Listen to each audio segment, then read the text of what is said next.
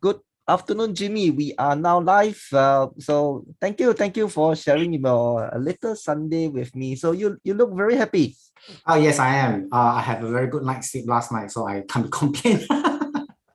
Okay, good afternoon, everybody. So welcome to Investing Bros Market Talk episode 19. So this is where I'll catch up with my good friend Jimmy to talk about some of the latest investment happening over the past 1 week. Now, Jimmy, today you are definitely the star. I saw this interesting article and I really want your point of view here. So war in Ukraine could accelerate growth of the crypto sector. I know you have been spending a lot of attention on crypto now.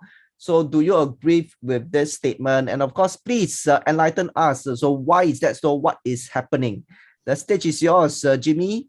Okay, thank you very much, Emin. Good afternoon, everyone. So yes, I have been following the cryptocurrency, the crypto world for for the longest time that I started.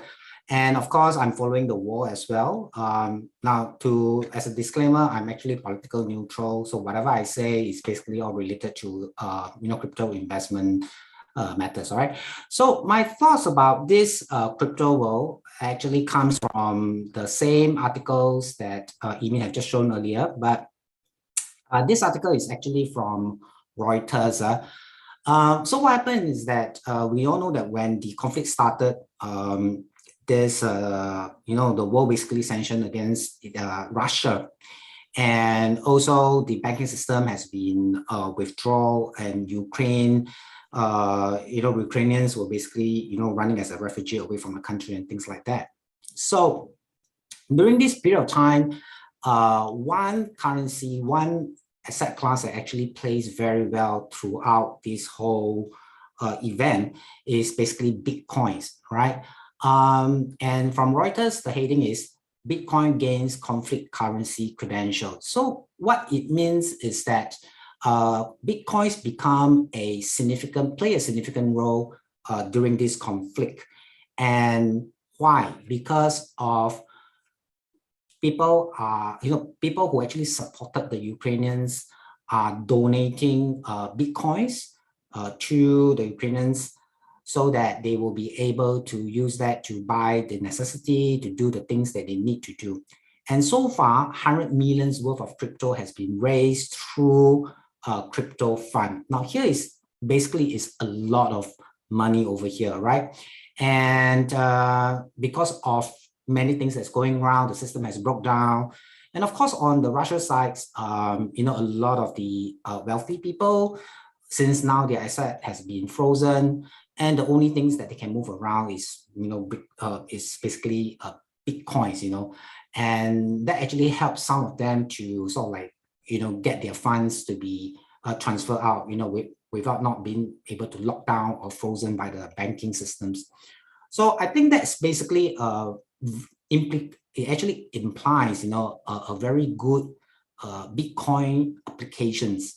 So for many, many years, people are struggling or with different school of thoughts and say that, oh, Bitcoin can be a scam, can be something not real.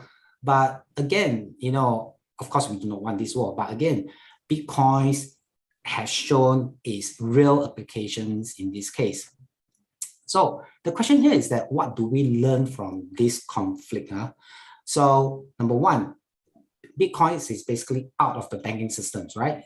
In this case, we are applying to Russia. Russia has been kicked out of the banking systems, but Bitcoin's being able to move in and out. That basically helps, as I said earlier on, some of the wealthy people to move their money out of the country. And number two is that it can be used as an international payment during conflicts, which is in this case. So Elon Musk has basically turned on the Starlink and therefore allowed, this international payments to go into Ukraine itself during conflict time, during this critical time, so that they will still have that resources, to do the things that they want. And of course, from here at this point, we also see that Bitcoin is truly decentralized and it goes peer-to-peer. So in other words, if I want to wire money to Ukrainians, all I need to do is to get their wallet, I send Bitcoins and directly to them without even going through central systems. So which is basically demonstrate the huge advantage of this Bitcoins, the huge benefit of it. And number 4, of course, is low cost. Anything that has been wired through the Bitcoins through the network is virtually zero fee without any delays or anything like that. So it's extremely low cost. And finally, I think this is the most important point. Regardless of where you are, which country you're from, the moment when you wire what we call a fiat currency, it represents a country, right? And it may be deemed to be very sensitive during this period of time. So let's say, supposing you're wired US dollars, or even if you wired Sing dollars, that actually tied to a country. Whereas in this case, if you are wiring Bitcoins, transferring Bitcoins, it is political neutral, and basically people are staying out of all these, from these political conflicts, or making a stance, on the issue itself. So these are the 5 things that I think we can learn from this event. And with that, more people will come to realize that there are more benefits to use Bitcoins and other cryptocurrencies, especially in time like this. So now, do I think that Bitcoins will continue to grow from this point onwards? I think they are, because I'm referring to this article, in fact, on Sunday Times today Sunday Times. The heading is, after Biden's call, hopes of US, China working together to ease Ukraine fake. So what it means that, Biden and Xi doesn't come to an agreement, and what is coming up next, we really do not know. But let's put it in a what we call uncertainty mode. Then if China somehow or another did something that Biden doesn't like, potentially, there may be a trade impact, between China and the rest of the world. So in this case, assuming that would happen, taking Russia as a reference, Bitcoins itself and other cryptocurrency may somehow gain advantage, to that as well, because we know that there are a lot of wealthy businessmen in China, and obviously some of these funds may need to move around. So the demand for crypto may go higher, in my opinion. All right. So with that, this is basically my very quick, view in terms of Bitcoins and other cryptocurrency. But I'll be happy to share more of this view in my next crypto focus preview that is coming Tuesday on the 22nd of March from 8 to 9:30 p.m.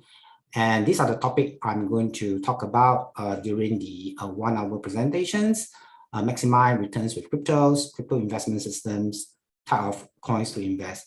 So if you're interested, do scan on the QR code, register for the event, and I hope to see you this coming Tuesday.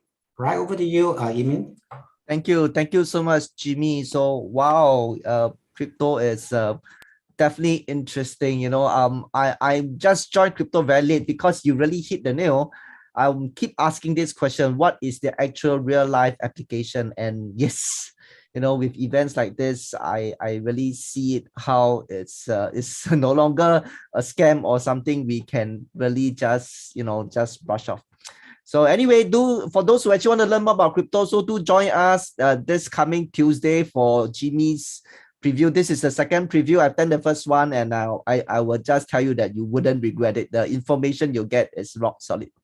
Okay, so this is Investing Bros Market Talk episode 19. Do us a favor, click on subscribe, click on notification so that we get motivation to do more such video.